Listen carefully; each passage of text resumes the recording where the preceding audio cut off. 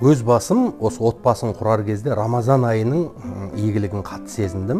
Бойдақ кезімде Рамазан айында өзіме өміріме серік болады деген жарымның бүкіл сипаттарын айтып тұрып Алладан сұрадым. Мінезі мынандай болса екен, мынанша ортамызда бала болса екен, мынанша құрмет, сезім, сыйластық болса екен деп. Енді бойдақтарға бір қуанышты хабар айтайын. Мен 30 күн оразада сұрадым, сөйтіп ертесіне айт болды.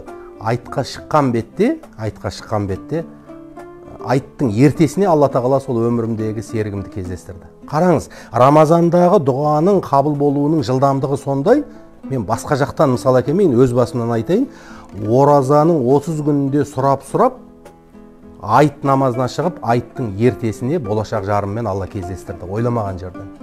Сондықтан бұл Рамазанның берекесі, Рамазанның дұғасы, ауыз бекітіп жатқан кезде, ауыз ашып жатқан кезде детальдарды сұрау керек. Көбінде мынандай қыз болсын, онымен бақытты болайын ғана емес, түрі, бойы, қылығы, мінезі, әкесі, шешесі, ортасы, білімі дегендей, сенің өміріңде ертең маңызға ие болатын қандай қасиеттер керек болса, мына ауыз ашарда ауыз бекіткенде, немесе аузың берік болып жүрген кезде детальдарға дейін сұраңыз. Өйткені Алла тағала үзілген бәтіңкеңнің бауына дейін сұра деп тұр ғой.